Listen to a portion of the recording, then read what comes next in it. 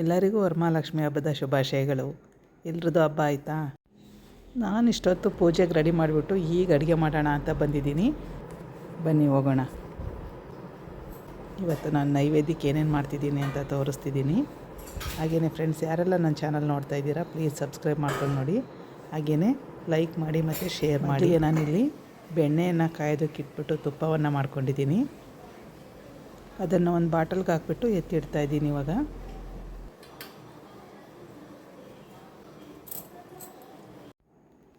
ಈಗ ಪಾಯಸವನ್ನು ಮಾಡೋಣ. ನಾನು ಪಾಯಸ ಮಾಡಲಿಕ್ಕೆ 1 ಕಪ್ ಶಾವಿಗೆಯನ್ನು ತೊಗೊಂಡಿದ್ದೀನಿ. ದಪ್ಪ ಶಾವಿಗೆ ಸಿಗುತ್ತಲ್ಲ, ಪಾಯಸದ ಶಾವಿಗೆ ಅದು. ಹಾಗೆಯೇ 3/4 ಕಪ್ ಸಕ್ಕರೆ ಮತ್ತು 3.5 ಕಪ್ಪಷ್ಟು ಹಾಲನ್ನು ತೊಗೊಂಡಿದ್ದೀನಿ. 1 ಕಪ್ಪು ಶಾವಿಗೆಗೆ 3.5 ಕಪ್ ಹಾಲು.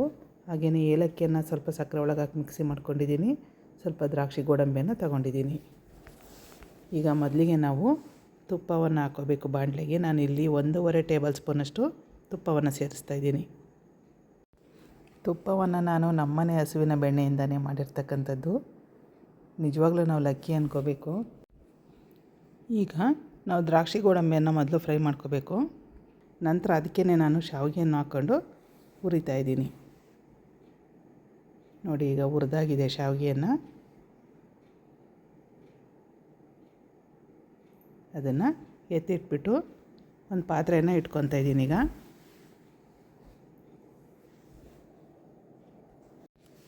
ಅದಕ್ಕೆ ನಾನು 3.5 ಕಪ್ಪಷ್ಟು ಹಾಲನ್ನು ಸೇರಿಸ್ತಾ ಇದ್ದೀನಿ. ನೀವು ಪಾಯಸ ಮಾಡಿಬಿಟ್ಟು ಒಂದು ಅರ್ಧ ಗಂಟೆಲೇ ಊಟ ಮಾಡ್ತೀವಿ ಅನ್ನೋದಾದರೆ 3.5 ಕಪ್ ಹಾಲು ಸಾಕಾಗುತ್ತೆ. ಇಲ್ಲ ಇನ್ನೂ ಸ್ವಲ್ಪ ಲೇಟ್ ಆಗುತ್ತೆ ಅನ್ನೋದಾದರೆ 4 ಕಪ್ ಹಾಲನ್ನು ಸೇರಿಸ್ಕೋಬೇಕಾಗುತ್ತೆ. ಮೊದಲಿಗೆ 3.5 ಕಪ್ಪನ್ನೇ ಹಾಕ್ಬಿಟ್ಟೆ ಮಾಡ್ಕೊಳ್ಳಿ ನೀವು. ಆಮೇಲೆ ಪಾಯಸ ಗಟ್ಟಿಯಾಗಿದೆ ಅನಿಸಿದರೆ ನಿಮಗೆ ಸ್ವಲ್ಪ ಹಾಲು ಹಾಕ್ಬಿಟ್ಟು ಅದನ್ನು ತೆಳು ಮಾಡ್ಕೋಬೋದು. ಈಗ ಹಾಲನ್ನು ನಾವು ಕಾಯ್ಲಿಕ್ಕೆ ಬಿಡಬೇಕು. ಅದು ಚೆನ್ನಾಗಿ ಕಾದ ನಂತರ ನಾವು ಈ ಹುರ್ಕೊಂಡಿದ್ದೀವಲ್ಲ ಶಾವಿಗೆ, ಅದನ್ನು ಸೇರಿಸ್ಕೋಬೇಕು. ನೋಡಿ, ಹಾಲು ಚೆನ್ನಾಗಿ ಕಾದಿದೆ. ಈಗ ನಾನು ಶಾವಿಗೆ, ದ್ರಾಕ್ಷಿ ಗೋಡಂಬಿ ಎಲ್ಲ ಹುರ್ಕೊಂಡಿದ್ವಲ್ಲ ಅದನ್ನು ಹಾಕ್ತಾಯಿದ್ದೀನಿ. ನೀವು ಬೇಕು ಅಂದರೆ ಸ್ವಲ್ಪ ಕೇಸರಿ ದಳನೂ ಪಾಯಸಕ್ಕೆ ಸೇರಿಸ್ಕೋಬೋದು. ನಾನಿಲ್ಲಿ ಹಾಗೆ ಮಾಡ್ತಾಯಿದ್ದೀನಿ. ಈಗ ಅದನ್ನು ಚೆನ್ನಾಗಿ ಮಿಕ್ಸ್ ಮಾಡಿ ಬೇಯೋದಕ್ಕೆ ಬಿಡಬೇಕು. ಒಂದು 5 ನಿಮಿಷ ಬೇಯಿಸಿದರೆ ಸಾಕು, ಬೆಂದ್ಬಿಡುತ್ತೆ ಶಾವಿಗೆ ಎಲ್ಲ. ಈಗ ನೋಡಿ ಬೆಂದಿದೆ. ಸಕ್ಕರೆಯನ್ನು ಹಾಕ್ತಾಯಿದ್ದೀನಿ. ನಾನು 3/4 ಕಪ್ ಸಕ್ಕರೆ ತೊಗೊಂಡಿದ್ನಲ್ಲ ಅದನ್ನು ಹಾಕ್ತಾಯಿದ್ದೀನಿ. ಸಕ್ಕರೆ ಹಾಕಿದ ನಂತರ ಹೆಚ್ಚಿಗೆ ಹೊತ್ತು ಬೇಯಿಸೋದು ಬೇಡ. ಒಂದು ಕುದಿ ಬಂದರೆ ಸಾಕು. ಈಗ ನಾನು ಅದಕ್ಕೆ ಒಂದು ಅರ್ಧ ಸ್ಪೂನಷ್ಟು ಏಲಕ್ಕಿ ಪೌಡ್ರನ್ನು ಹಾಕ್ತಾಯಿದ್ದೀನಿ. ಏಲಕ್ಕಿ ಮತ್ತು ಸಕ್ಕರೆಯನ್ನು ನಾನು ಮಿಕ್ಸಿ ಮಾಡಿ ಇಟ್ಕೊಂಡಿದ್ದೀನಿ. ಆ ಪೌಡ್ರನ್ನ ಅರ್ಧ ಸ್ಪೂನ್ ಸೇರಿಸಿದ್ದೀನಿ. ಈಗ ಒಂದು ತಟ್ಟೆ ಮುಚ್ಚಿಬಿಟ್ಟು ಎತ್ತಿಡ್ತಾಯಿದ್ದೀನಿ.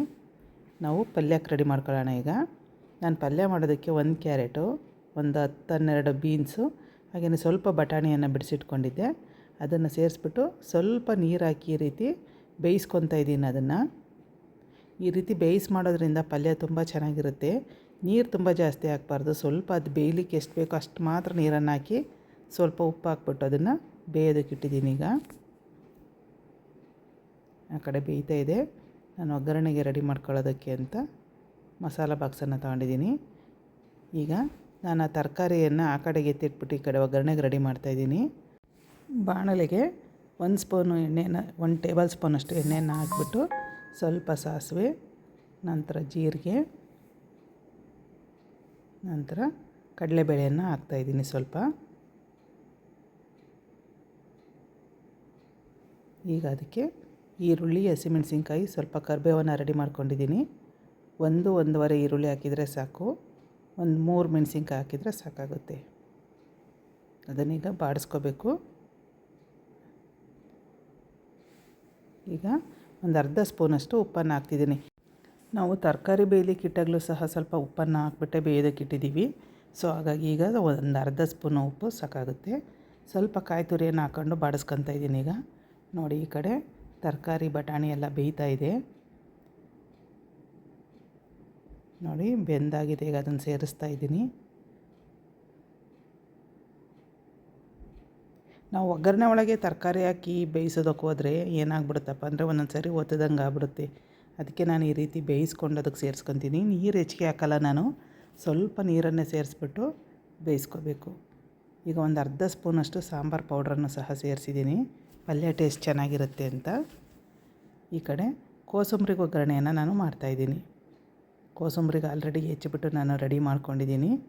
ಸ್ವಲ್ಪ ಹೆಸರುಬೇಳೆಯನ್ನು ಹಾಗೇ ತೊಳೆದು ನೆನೆಸಿದ್ದೀನಿ. ಅದಕ್ಕೆ ಒಂದು ಅರ್ಧ ಸೌತೆಕಾಯಿ, ಒಂದು ಕ್ಯಾರೆಟ್ ತುರಿ, ಹಾಗೆ ಒಂದು ಅರ್ಧ ಈರುಳ್ಳಿ, ಸ್ವಲ್ಪ ಕಾಯಿ ತುರಿಯನ್ನು ನಾನು ರೆಡಿ ಮಾಡಿಟ್ಕೊಂಡಿದ್ದೀನಿ. ಅದಕ್ಕೆ ಈಗ ಬಾಣಲೆ ಸ್ವಲ್ಪ ಎಣ್ಣೆ ಹಾಕ್ಬಿಟ್ಟು ಸಾಸಿವೆ, ಒಂದು ಒಣಮೆಣಸಿನ್ಕಾಯಿ, ಸ್ವಲ್ಪ ಕರಿಬೇವನ್ನು ಸೇರಿಸಿ ಒಗ್ಗರಣೆ ರೆಡಿ ಮಾಡ್ಕೊಂಡಿದ್ದೀನಿ.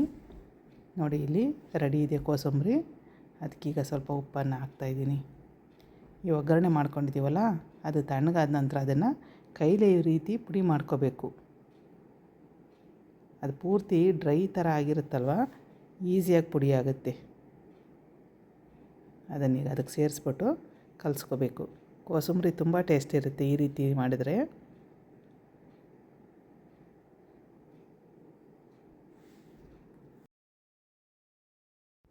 ನೋಡಿ ಈಗ ಕೋಸಂಬರಿ ರೆಡಿ ಆಯಿತು. ಪಾಯಸ ನೋಡೋಣ ಬನ್ನಿ ಏನಾಗಿದೆ ಅಂತ. ಹಾಲೆಲ್ಲ ಎಷ್ಟು ಚೆನ್ನಾಗಿ ಹೀರ್ಕೊಂಡಿದೆ ನೋಡಿ. ತಳದಲ್ಲಿ ಇನ್ನೂ ಸ್ವಲ್ಪ ಹಾಲಿದೆ. ಊಟ ಮಾಡೋವಾಗ ಇಷ್ಟು ಕನ್ಸಿಸ್ಟೆನ್ಸಿ ಇದ್ದರೆ ಸಾಕಾಗುತ್ತೆ. ಇದಕ್ಕಿಂತ ತೆಳುವಾಗಿಬಿಟ್ರೆ ಪಾಯಸ ಊಟ ಮಾಡೋದು ಕಷ್ಟ. ಸೊ ಹಾಗಾಗಿ ನೀವು ಬೇಗ ಊಟ ಮಾಡೋದಾದರೆ, ಒಂದು ಅರ್ಧ ಗಂಟೆ ಬಿಟ್ಟು ಊಟ ಮಾಡೋದಾದರೆ 3.5 ಕಪ್ ಹಾಲು ಹಾಕ್ಕೊಳ್ಳಿ.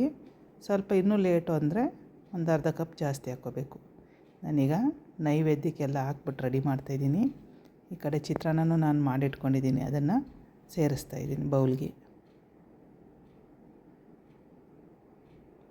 ಪಾಯಸ ಆಯಿತು, ಕೋಸಂಬರಿ ರೆಡಿ ಆಯಿತು, ಹಾಗೆಯೇ ಪಲ್ಯನೂ ಸಹ ರೆಡಿಯಾಗಿದೆ ಅಲ್ವಾ. ಎಲ್ಲವನ್ನು ಈಗ ನೈವೇದ್ಯಕ್ಕೆ ಅಂತಲೇ ಬೌಲ್ಗಳಿಗೆ ಹಾಕ್ಬಿಟ್ಟು ತಟ್ಟೆಗೆ ಜೋಡಿಸ್ಕೊಳ್ಳೋಣ.